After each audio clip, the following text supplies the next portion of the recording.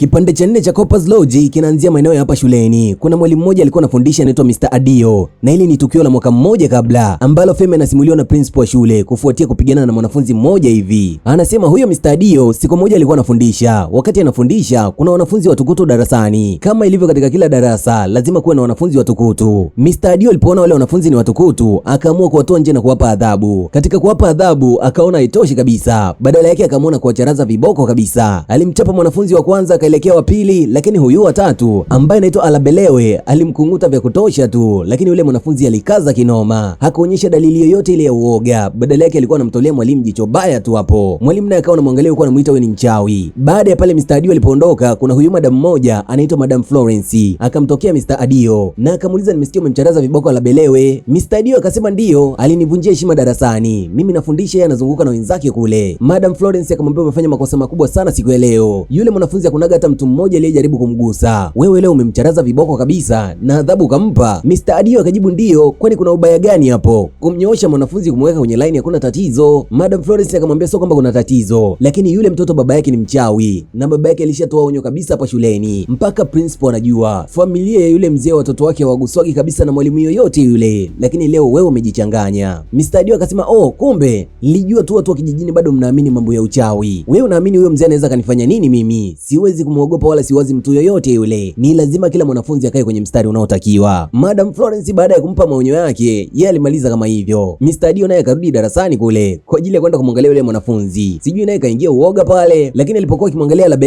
Alabelewe naye alikuwa anamtolea jicho baya kinoma yani. Ni kama kammind kishenzi unaambiwa. Mwalimu alipotoka darasani yule mwanafunzi naye alitoka. Na ni wambuzi muda wote mzee acheki. Leo kaadabishwa na mwalimu. Kitu ambacho hakijawahi kutokea kabisa hapa shuleni. Mr. Adio akamwambia simama. Yule kijana bado akaendelea zake kutembea tu. Akamwambia kijana mdogo nimesema simama au niendelee kukuadabisha. Alabelewe akasimama na akamgeukia. Akamwambia sasa nisikilize. Nenda akamwambia huyo baba yako mchawi kwamba simuogopi kwa lolote lile. Na maonyo yake hapa shuleni hayawezi kufanya kazi. Ni lazima kila mwanafunzi adhibiwe inavyotakiwa. Hakuna wanafunzi ambao walotengwa huyo ataguswa na yule atapigwa. Ni lazima kila mwanafunzi apitie adhabu pale anapofanya makosa. Alabelewe akamuuliza una ujasiri gani wa kumtukana babangu mbele yangu? Akamwambia wewe bwana wewe, nenda akamwambia babako kama nilivyokuagiza. Na sio kwamba nimemtukana hapo, bali nimekupa maagizo ya kumfikishia. Hii ni episode 4 ya Corpus Lodge. Ila kabla tujiendelea mbele zaidi mwanafamilia, make sure tayari umesubscribe na kugusa alama ya kengele ili muda wote kupata burudani za Mswahili. Make sure tayari umesubscribe na kugusa alama ya kengele ili usipitwe kabisa na burudani hii ya Corpus Lodge. Hii ni Mswahili TV, utakuwa nami kutoka mwanzo hadi mwisho. Nite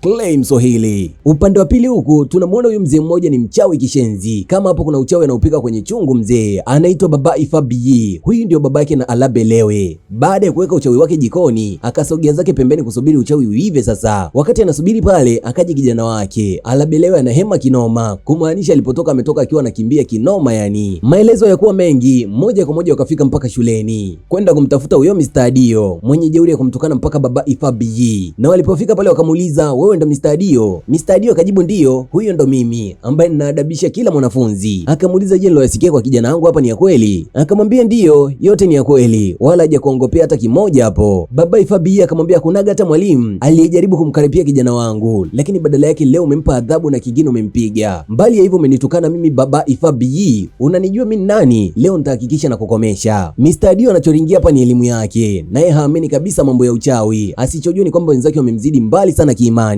Kama angekuwa na elimu pia akawa na dini, huenda pia ingemsaidia. Lakini Baba Ifabiyi akamwambia kwamba kuanzia leo utaanza kuzunguka, utatembea mkoa baada ya mkoa. Ndugu zako watakapojaribu kuja kukuokoa hawatoweza, maana utakuwa umeenda mbali sana na utakuwa unawakimbia kila kona. Kila atakayejaribu kukuokoa utamkimbia, huku ukiwa unamwambia maneno mabaya. Wakati Baba Ifabiyi anatamka yale maneno, Madam Debora akatokea na akawa anaomba samahani, lakini ndo tayari alishatamka maneno yake. Hii ina maana uchawi utaanza kufanya kazi hivi karibuni tu. Mr. Adio akasema huyu mpuzi anasema mimi nitaanza kutembea peke yangu. Naanzaje kutembea peke yangu yani? Siwezi kata kutembea peke yangu. Madam Florence akamwambia ndo ushakuwa chizi, usiondoke basi. Unaenda wapi huko? Mr. Adio akasema naondoka hapa kumuonyesha huyu mzee kwamba hajaniloga na uchawi wake hauwezi kufanya kazi kabisa kwenye mwili wangu. In fact nitatoa na viatu ili aone kabisa uchawi wake hauwezi kufanya kazi kwangu. Maskini Mr. Adio ndo kashachizika tayari. Aliondoka akiwa anaongea peke yake. Na Madam Florence alipojaribu kumzuia, ikatokea kama mzee aliposema tu kwamba kila atakayejaribu kukuzuia basi utakimbia mbali na yeye na utazunguka mkoa baada ya mkoa. Principal anamalizia kumsimulia Femi akimwambia kwamba huo ndo ulikuwa mwisho wa kumuona Mr. Adio hapa shuleni. Baada ya hapo alizunguka mikoa baada ya mikoa, alienda mbali sana. Baadaye sana ndugu zake ndipo walipofanikiwa kumkamata, lakini walimkamata kwa tabu sana, maana kila alipoona alikimbia. Na walipomkamata walimpeleka kwenye kituo cha machizi. Hiyo ndo sehemu ambapo yupo mpaka sasa hivi kwa jeuri yake kumtukana baba Ifabi na kumwadhibu mtoto wake. Femi akasema, kama nikiuliza mmenisimulia story mna maana gani haswa? Principal akasema, do I need to tell him au utanisaidia hapo Madam Florence? Madam Florence akasema, umefanya makosa yale yale aliyoyafanya Mr. Adio. Huyo kijana ulimpiga kaka yake ni Alabelewe, kumaanisha baba yake ni ule mzee baba Ifabi. Umejikanyaga kwenye ile familia ambayo Mr. Adio alijichanganya. Mpaka Principal akatoa kofia pale, kumaanisha hii kesi sio ya kitoto mzee, ni kesi kubwa sana upande wake. Baada ya muda kidogo tunamwona Femi kawa chizi kweli na anazunguka mtaani huko. Hii ina maana baba Ifabi kashafanya mambo yake au vipi? Lakini wakati anazunguka pale mzee wake alimuona na akawa anamuita Femi, hata kama kavaa manguo ya kuchakaa na nini, lakini mzee wake bado alimtambua kwamba huyu ni mwanangu. Alipojaribu kwenda kumsaidia, Femi alikimbia mbali sana na yeye, kama maneno ya baba Ifabi yalivyokuwa yanasema tu, yeyote atakayejaribu kukusaidia lazima utakimbia mbali na yeye. Lakini kumbe ilikuwa ndoto bana. Mzee aliamka akiwa na hofu kubwa sana moyoni mwake kwamba kijana wake atakwenda kuwa chizi, na akawa anajiuliza ndoto ina maana gani, ndoto ya kumuonyesha kijana wake amekuwa chizi. Mama akamuuliza umeota nini? Ndio mzee akaanza kumsimulia pale kwamba ameota kijana wao amekuwa chizi. Mama akasema hilo lishindwe, haliwezi kabisa kutokea. Kijana wao hawezi kuwa chizi leo wala kesho, na hii ndoto haijatoka kwa Mwenyezi Mungu, bali hii ndoto imetoka kwa shetani mwenyewe. Mzee akasema hiyo imetoka kwa shetani au imetoka kwa Mwenyezi Mungu, lakini yeye ni mtu wa imani. Ndoto yoyote inayokuja kwake kuhusu familia yake ni lazima itakuwa na message kwake, kwa hiyo ni lazima mpigie Femi mapema tu. Mama akamwambia pana, usimpigie Femi kabisa. Uliniambia muda mchache uliopita umeongea naye, haina haja ya kumsumbua, itakuwa ipo kwenye vipindi vyake darasani. Mzee akaona ni sawa, lakini akasema ni lazima mpigie Femi kwa ajili ya kujua hali yake ya usalama na kwa ajili pia kujua hali yake ya kidini. Je, bado yupo na Mungu? Muda huo Femi katoka kwenye ofisi ya principal na mawazo kishenzi, moja haikai wala mbili haikai, akaingia zake mpaka kwenye stafu ya walimu pale. Huko alikopo Mr. Daniel. Daniel akamuuliza una tatizo gani mwanangu? Jamaa akamwambia nimelikoroga, tena nimelikoroga kwenye familia mbaya sana. Naye akamuuliza unamaanisha nini kusema umelikoroga? Akasema nimemwadhibu mwanafunzi ambaye baba yake ni mchawi, na kila ninapojaribu kujitoa kwenye matatizo yangu ndivyo kadiri ninavyoendelea kuzama. Daniel akamwambia kwamba vita vyako vyote mwachie Mwenyezi Mungu. The more unavyoendelea kupambana ndivyo the more unavyoendelea kupoteza vita vyako, na ndivyo kadiri matatizo yako yataongezeka pia. Akamsimulia mkasa mmoja kwamba kuna siku moja walitoka na marafiki zake wakaenda kuogelea kwenye swimming pool. Wenzake wote walikuwa wanajua kuogelea isipokuwa yeye tu. Wenzake walipofika mbali sana alijikuta anaanza kuzama. Pembeni kulikuwa na wale lifeguard wa kumsaidia, lakini alikuwa akimwangalia tu akitapatapa. Mwisho akazidiwa kabisa na akaanza kumeza maji. Yule jamaa aliyekuwa pale pembeni kwa ajili ya kusaidia watu wanaozama, alipoona kazama kweli, ndipo alipokwenda kumsaidia na kumtoa maji yote ambayo alikuwa kayameza. Na akamuuliza Femi, je, unaelewa maana ya hii story? Femi akamwambia mimi sielewi chochote, hakuna ambacho kinakaa kwenye kichwa changu sasa hivi. Akamwambia maana yake ni hivi, Mungu anaona vita vyako na anaona unavyoendelea kupambana kwa ajili yako, lakini anataka mara moja tu umwachie nafasi apigane kwa ajili yako. Je, upo tayari kuyakabidhi maisha yako kwa Mwenyezi Mungu? Femi akasema ndio, nipo tayari. Je, unaweza kuniongoza sala ya toba? Daniel akamwambia ndio, yupo tayari. Akamshika mikono pale kwa ajili ya kumuongoza sala ya toba. Leo Femi kwa moyo wake wote kakubali peke yake, sio kwa kushurutishwa kabisa. Hii ina maana maji yamemfika shingoni kweli. Daniel baada ya kumaliza kumuongoza sala ya toba akatoka zake nje anabashesha kinoma yani, na akawapigia wazazi wake. Akawaambia leo kwa mara ya kwanza kafanikiwa kumuongoza mtu sala ya toba, kumtoa kwenye giza mpaka kumleta kwenye uwepo wa Mwenyezi Mungu. Wazee wakamuuliza nani huyo umemuongoza kwenye sala ya toba? Akamuelezea ni moja kati ya kopazi wenzie ambaye wanafanya naye kazi. Upande wa pili tunamwona Amanda akiwa anapokea simu ya Chinonye. Si unakumbuka mara ya mwisho alimpa maagizo amsaidie kuchimba kiundani kumjua Femi ni nani? Chinonye kampigia anamwambia nina habari njema sana kuhusu boyfriend wako. Amanda akamuuliza boyfriend wa nani? Akamwambia yule ambaye uliniagiza kumfuatilia. Amanda akamwambia nakemea hilo na haliwezi kabisa kutokea, yule hawezi kuwa boyfriend wake. Akamwambia ni sawa, lakini ndivyo ninavyopenda kumuita. Kama uwezi kukubali nimuite hivyo, basi na habari nilizonazo siwezi kukupa. Amanda ikambidi awe mpole tu na akakubali kwamba Femi ni boyfriend wake. Baada ya kukubali, Chinonye akaanza kumsimulia sasa. Kachimba kiundani na wakagundua Femi ni pasta, na kama si pasta basi anatoka kwenye familia za kidini sana, na huenda baba yake ni mtumishi. Kwa hiyo Femi sio mtu wa kawaida kabisa. Amanda akamwambia hapana bana, utakuwa umemwangalia mtu ambaye si sahihi. Chinonye akamwambia ni mtu sahihi, na akilinganisha na ile video ambayo kaiposti pia ni mtu huyo huyo. Amanda akawa anajiuliza na maana Femi alivyo huko sivyo alivyo huko nje. Tena Chinonye akaendelea kusema kwamba kutokana na ile video ambayo ameiposti imeleta mkanganyiko mkubwa sana kwa watu wake. Waumini kwa watumishi baadhi wamekuwa wakipagawa sana kutokana na ile video. Amanda akamwambia bado hawajashangaa, nina content moja ambayo itawafanya washangae zaidi. Tukirudi upande wa Femi, yana mawazo kishenzi mpaka chumbani kwake na akapokea simu ya mzee wake pale pale. Wazazi wamempigia kumjulia hali tu na pia kutokana na ndoto mbaya ambao wameiota. Lakini kabla hawajamuelezea ndoto yao, Femi akasema yupo kwenye matatizo makubwa sana na kalikoroga kwenye familia mbaya. Wazee wakamuuliza unamaanisha nini kusema mlikoroga kwenye familia mbaya? Akasema kamwadabisha mwanafunzi mmoja ambaye baba yake ni mchawi. Mbali ya uchawi kuna mwalimu mmoja alishawahi kujaribu kumwadabisha mtoto wake. Huyo mwalimu mpaka leo hii ni kichaa na yupo kwenye hospitali ya machizi hivi. Mzee akamuuliza wewe unachoogopa nini? Kama huyo mzee ni mchawi, je, kuna uchawi wa kuzidi nguvu za Mwenyezi Mungu? Femi akasema hapana, lakini naogopa kuwa kichaa. Mzee akamwambia lakini nakumbuka Femi, wewe ni mtumishi wa Mungu na kingine wewe ni mhubiri mzuri sana yani. Je, imani yako imekwenda wapi sasa hivi? Jamaa akasema imani yake iko pale pale lakini hahitaji kuwa kichaa. Mzee akamkumbusha tena, unakumbuka wakati uliopita tulivyoongea nilikuuliza kama upo kwenye kivuli cha Mwenyezi Mungu na wewe ukaniambia bado kivuli cha Mwenyezi Mungu kipo pamoja na wewe. Sasa hivi imekuwaje tena? Na tena nilikwambia kama ukiwa chini ya kivuli cha Mwenyezi Mungu, wale maadui zako waliokuwa wanakuwazia mabaya, mawazo yao yatabadilika na kuwa mazuri upande wako. Leo hii imekuwaje unamwogopa mchawi mmoja tu ikiwa unalindwa na nguvu za Mwenyezi Mungu? Mzee akamsimulia na ndoto ambayo aliipata usiku uliopita kwamba kaota kijana wake kawa chizi mazima na analokota makopo hovyo mtaani, na tena akasema kwamba nilipojaribu kukufuata hukutaka kabisa nikukaribie, badala yake ulikimbia mbali sana na mimi. Femi akaona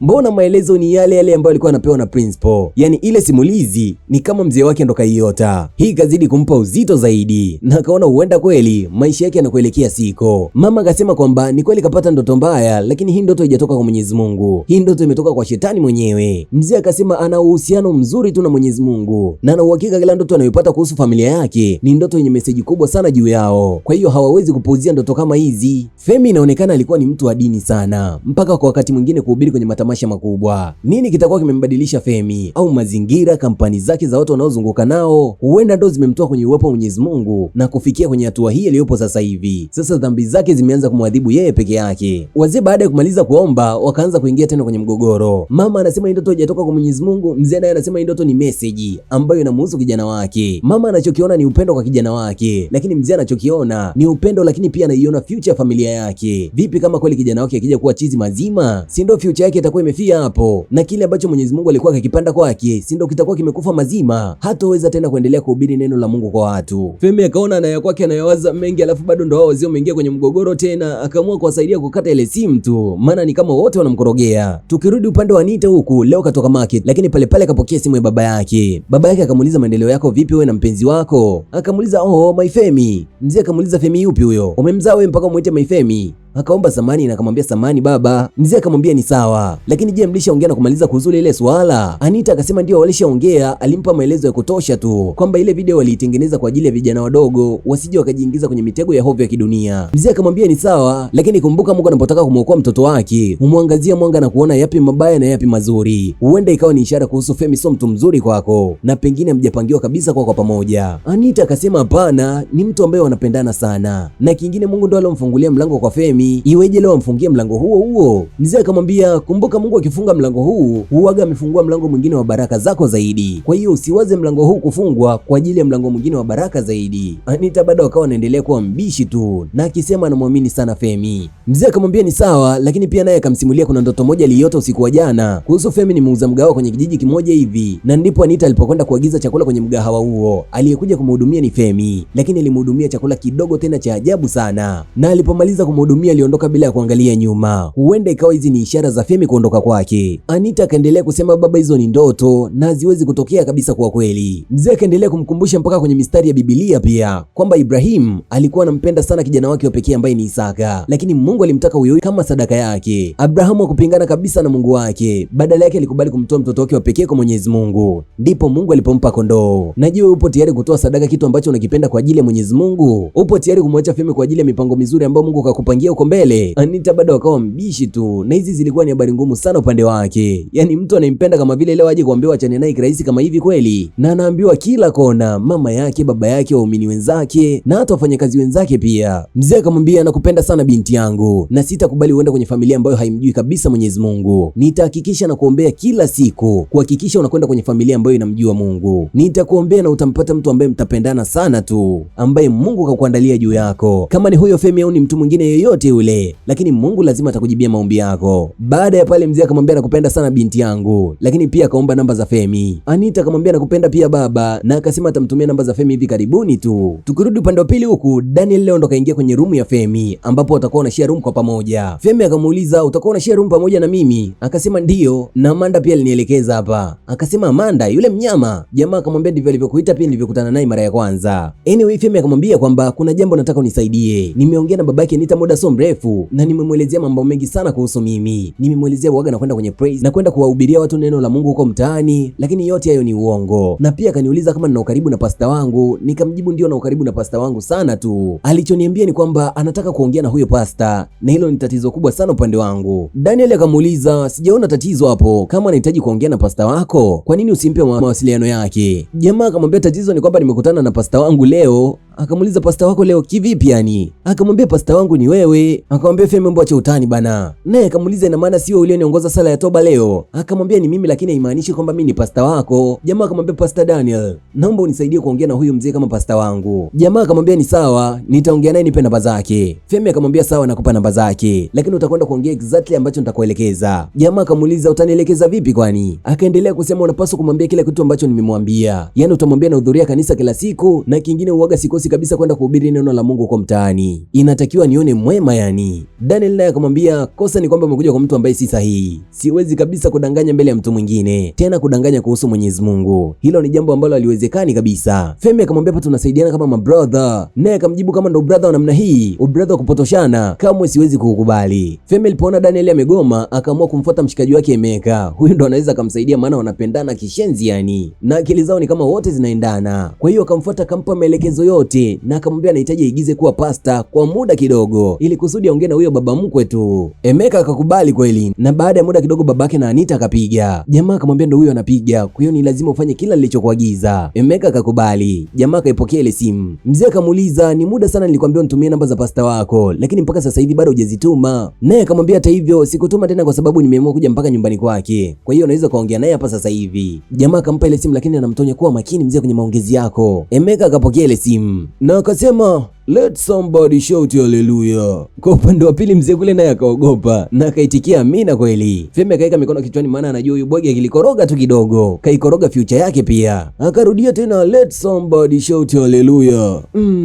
Baba yangu aliwahi kusema. Femi akaona huyu anaongea nini, lakini mzee naye akisikiliza simu huko anajiuliza huyu ni pasta kweli? Femi akachukua ile simu na akaikata hapo hapo. Akamwambia, lakini mzee wangu nilikwambia uigize kama pasta, kilichokuwa kigumu nini hapo? Unataka kuniharibia maisha yangu sasa hivi? Emeka akamwambia, nilikuwa nakwenda kuigiza vizuri, wewe kilichokufanya ukate simu nini? Kidogo hivi mzee akapiga tena ile simu. Femi akamwambia, kidogo mtandao ulikuwa unasumbua. Mzee naye akaitikia akasema, aha, je, upo bado kwa huyo pasta wako? Femi akasema hapana, alishaondoka. Pasta akaenda kuwahudumia baadhi ya waumini wengine huko. Mzee ikawa ni kama akamuelewa, lakini akamwambia kwamba hakikisha unakuwa muwazi kwa Mwenyezi Mungu. Usijifiche chini ya jua ukihisi labda Mungu hakuoni. Mungu anaona mabaya yako yote. Tukirudi kwenye kile kituo cha watoto yatima, yupo Madam Debora, lakini pia leo alipata ugeni kidogo. Kuna huyu chifu mmoja anaitwa Chief Olajuwon. Kaja kwenye hichi kituo cha watoto yatima, anasema kwamba Mungu kamtendea mengi sana, na kipindi yupo mdogo naye alipoteza uzazi wake akiwa mdogo kinoma yani. Kutoka hapo akaanza kuwa mtoto wa mtaani. Mwisho akapelekwa kwenye kituo cha watoto yatima, lakini huko aliteseka sana. Hayo mateso aliyopitia kipindi hicho, hatamani mtoto yatima yoyote yale ayapitie. Ndio maana kaja kwenye hichi kituo kwa ajili ya kujitolea kuwasaidia hao watoto, na kama kienzio atatoa naira milioni 2. Madam Debora alichanganyikiwa, unaambiwa kusikia naira milioni 2, alimshukuru kinoma yani, na akamwita yule dada ambaye anaitwa Grace aende akawaita watoto waje wamwimbie Chief Olajuwon kama kutoa pongezi kwake tu kwa hizo naira milioni 2 ambazo atakwenda kuzitoa hivi karibuni. Chief akasema lakini ilikuwa hitajiki yote hayo. Kidogo hivi akaingia Daniel, kabeba juisi, kabeba na biskuti pia, kawaletea watoto hapo, na akamwambia Madam Debora, nimewaletea watoto hizi. Madam Debora akawatambulisha pale na akamwambia zioke hizo boksi pembeni hapo. Jamaa akashangaa, ina maana zitakiwa kwenda kwa watoto, leo zinatakiwa kukaa pembeni. Madam Debora akamwambia, nimekuambia weka pembeni, usichosikia nini hapo? Jamaa kweli akatii maagizo na akaenda kuziweka pembeni pale. Alihitaji kidogo kuongea na Madam Debora. Madam Debora akamwambia, nenda kawalete watoto, chifu hapa na haraka anahitaji kuondoka. Jamaa akasema, ina maana watoto leo hawahitaji biskuti? Madam Debora akajibu, hilo sio la muhimu sasa hivi, nenda kawaite watoto. Heshima kidogo imeanza kupungua, kisa kuna mtu kaja na dau nono la hela. Baada ya muda kidogo, yule Chief Olajuwon aliamua kuondoka zake, lakini alipoondoka Daniel akamrudia Madam Debora na akamwambia, nimesikia Angela alipata ajali na ajali aliyoipata ni ajali ya kutengenezwa. Je, unawaamini wafanyakazi wako wote? Madam Debora akamuuliza, bado sijaelewa unachomaanisha. Unachojaribu ni kusema vijana wangu watakuwa wanawafanyia watoto vibaya? Hilo si jambo la kweli kabisa. Nimekuwa nikifanya nao kazi kwa miaka 15. Tumekuwa kwa pamoja hapa kwenye hichi kituo. Leo iweje waje wafanyie watoto mabaya? Jamaa akasema, sijamaanisha ni wafanyakazi wako, lakini je, kuna mtu mpya hapa kazini? Mama akajibu, ndio, yupo mtu mpya. Daniel akawa makini kusikilizia huyo mtu mpya ni nani. Madam Debora akamwambia, huyo mtu mpya ni wewe. Wewe ndiye ambaye umekuja mpya. Kwa hiyo kama ni mashaka, inabidi tuwe na mashaka na wewe. Daniel ikambidi ashangae kidogo na akasema, mimi hata sikuwepo wakati tukio linatokea. Unawezaje kusema una mashaka na mimi? Madam Debora akamwambia, sio kwamba na mashaka na wewe, lakini nimekupitisha kwenye yale ambayo mimi naipitia. Unawezaje ukasema watu wangu hawaaminiki? Hapo Daniel akaelewa na akaanza kumwambia, ina maana unapoteza imani na mimi? Madam Debora akamwambia, kuna anayepoteza imani na wewe bana, kama uwezi kukaa hapa ni bora kaondoka. Akamwambia, aha, naona sasa. Kwa hiyo sasa hivi uioni tena thamani yangu kutokana kuna chifu mmoja kaja na kuahidi naira milioni 2 kweli? Leo huoni thamani yangu, mtu niliyejitoa sadaka kwa ajili ya hawa watoto na nilirudi hapa kwa ajili ya hawa watoto. Uwezi ukatambua thamani ya hilo? Madam Debora akamwambia, hakuna aliyekuomba kuja hapa, na kama unahitaji kuondoka na kuchukua biskuti zako, ondoka nazo. Zile ambazo tayari zilishaliwa tunaweza tukakulipa pia. Jamaa kaona,